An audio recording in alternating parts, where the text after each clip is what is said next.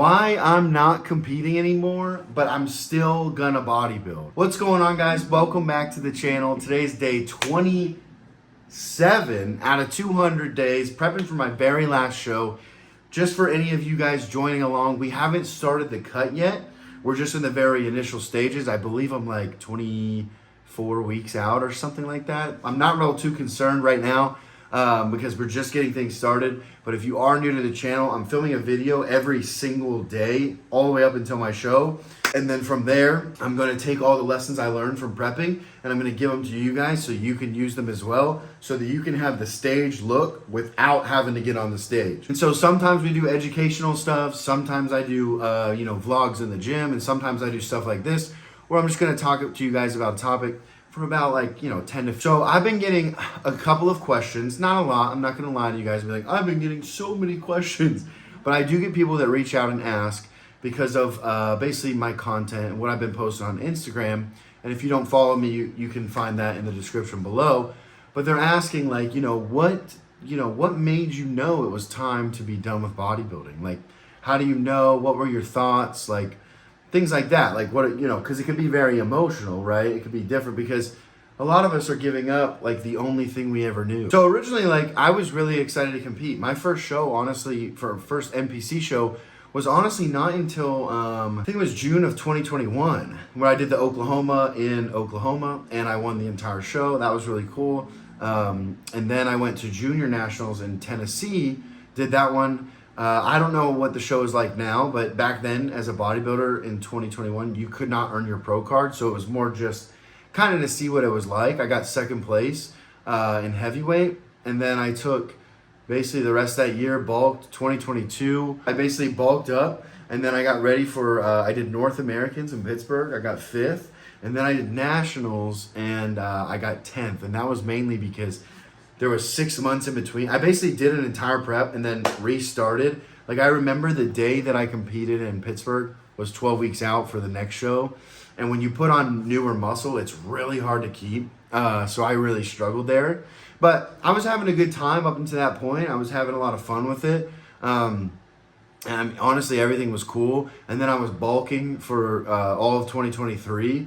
And, I started to get sick of I got up to 294 pounds. And I was just eating a pound and a half of food all the time. And I don't want to I never complained, right? But I'm just telling you, these were the initial thoughts. And then I start all the time, I was thinking what's the point of competing? Is it for the money? Is it because I want to do it? What's the real reason? What's the outcome?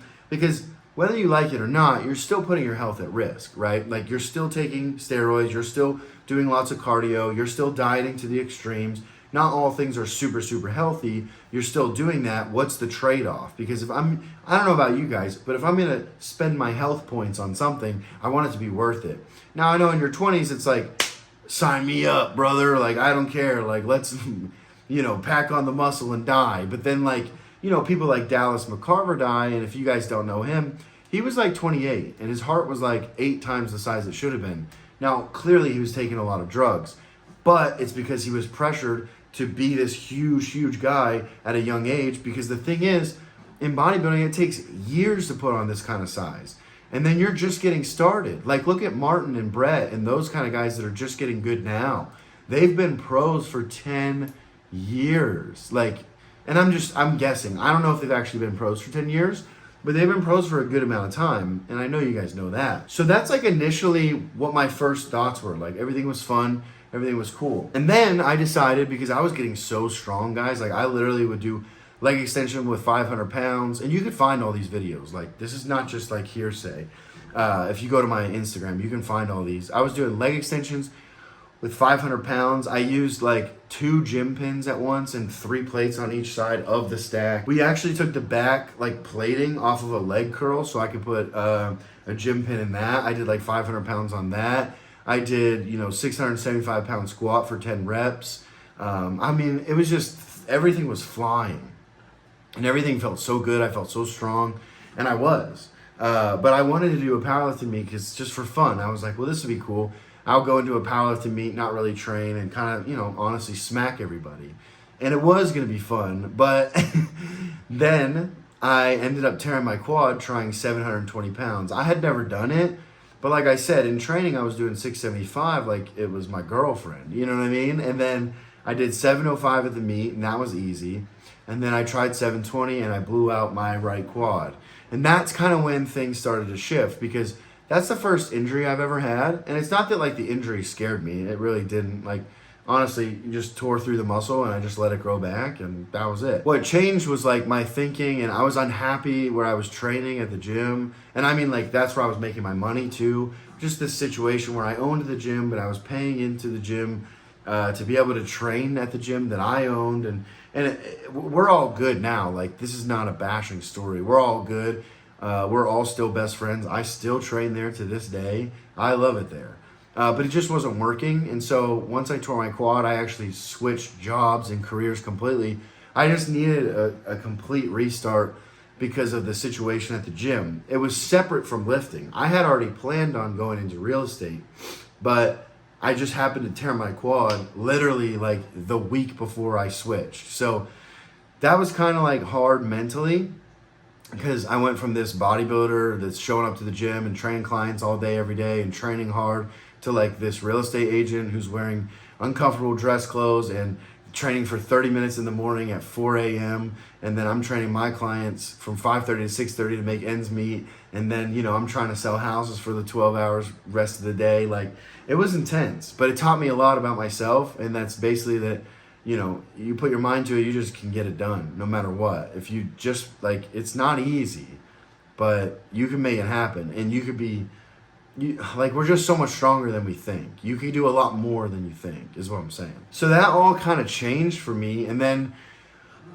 part of me was like, honestly, right there, I was like, whatever, like, I'm done bodybuilding. Like, I don't need it. I'm not going to compete. I'm just going to, you know, I'm just going to sell real estate, because like in my mind, like, the thing is, I've always had two big goals. The first goal I've ever had is, to be honest, I want to be a millionaire. The second goal I've ever had was I want to be an Olympian. And I've pretty much, well, I have given that goal up, because this is my last show of the year, forever and ever and ever. I don't care if I win the show. I don't care if I win the whole show, pro card, no pro card. Like, I mean, I'm coming to win. Like, I will win. But when it's over, it doesn't matter to me. And it's mainly because, you know, guys, I start looking at these things because of my quad tear. I'm like, you know, it's not that, again, it's not that I was scared. I was trying to get back into it. But over the 10 months I was in real estate, I really didn't get back into training my quads because I only had 30 minutes. So it's like, you know, I don't want to do anything crazy with my quad being cold. So I never really trained it or pushed it or did anything for a long, you know, like 10 months. And then I actually worked at a supplement store for a short period of time. And all that was, guys, was just, I was afraid to take a chance on me. I was making $1,400 a month at this supplement store. But that's how afraid I was to believe in myself. And then, you know, fast forward, 6 months, I used to make $1,400 a month. Essentially, I'm on the verge of making $1,400 a week now. So it's like, you know, it's crazy. And I did that in 6 months. And again, I didn't do that alone. I did that with God. And I want everybody to know that, because I'll never take full credit for anything that I do, because I know that it's not just me. So I'm super blessed and grateful for it. I had to make the leap. God did create the environment for me to make the leap. And that's kind of my point, is like, I just felt like that wasn't me. Like, real estate wasn't me. Like, I made good money. I ended up making $25,000 in 1 month and like 12 another month. But like, there was a lot of months where I made $0. And that's where like the internet can be deceiving, because I'm sure there's other people that'll be like, I made blah, blah, blah, blah, blah. And it's like, yeah, I had a $25,000 month, but I also had 6 months where I made $0. So is that really a flex? Like, what are we talking about? And again, that's why, like, I want to be real with you guys, because no one out there is like setting realistic expectations of like real life. Everybody wants to be like, here's the marathon, boom, I did it in 3 days, it was easy, next challenge. Like, it takes some people years to learn to run a marathon. Like, it's just crazy. So I want to, even though it might be a little bit too personal for some people, I just like to share everything so you guys actually get an actual representation of what it's like for real. So then I basically, like, I hated it, and I've never been afraid to jump ship. So I jumped ship, and I decided that I'm going to start my personal training and online coaching business, and that's it. I'm going to do that and only that, and I'm going to do it by myself. And I started out in January giving literally everything away for free. Everything I did was free. I made $0 in January. But then, you know, I was like, all right, I want to, because the hardest part about me quitting bodybuilding competitively or making that choice in my head when I did real estate was, it's because I was like, okay, I'm going to focus on money and I'm going to be functional. And like, it just, I don't know. It was just a weird time in my life. It just didn't work out. Now that I'm back, like I'm doing what I love. Like I'm training with clients that I love. I don't pay anybody a percentage. Like I'm making great money.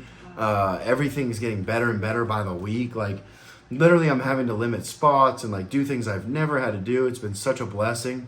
But like the thing is, now I'm in a position again where like this is my life and I would like to compete one last time just to put a nice bow on it. I always said I would at least go pro, and I know I'm more than capable of that. And so I really want to become a pro. But because of my new direction in life, I also want to show by being a pro. Like honestly, I want to go pro and rip the pro card up on stage to symbolize that like all of this stuff we're concerned about is irrelevant, like essentially.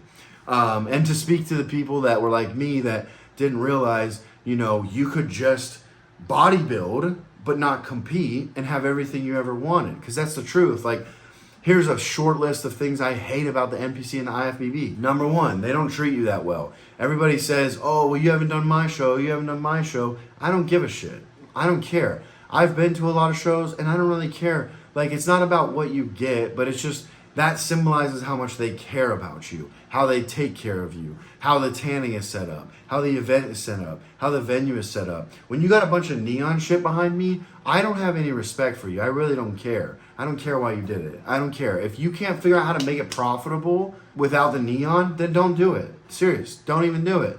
And then like all these people, these promoters will try to tell me like, well, I'm losing money. Well, then why are you having the show? You're a business person. Like there's some sort of payoff here. So stop pretending that you're some knight in shining armor. All right. Otherwise, just don't put the show on. Nobody cares. I mean, that's the sad truth. And then it's like, you know, I wanted to win, but then I started to realize, once I started to realize like what winning would do for me, which is virtually nothing, that's when I was like, why?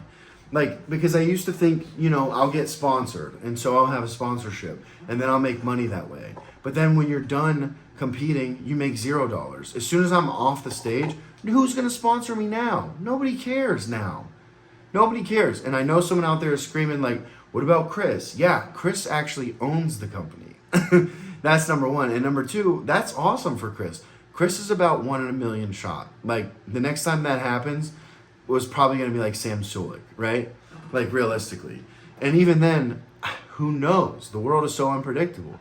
And it's not that I don't think that can happen, but it's more like, my chances are a lot lower, right? My chances are a lot higher that I can be a successful business owner making, you know, 40, 50 grand a month eventually, right? On a long enough time horizon, but like still look good and do whatever I want. So make 50K a month, look as good as I do, right? And not have my life be consumed by competing in bodybuilding, or make like 70K a year, right? A year, be sponsored and get free supplements for a couple years while you're a bodybuilder.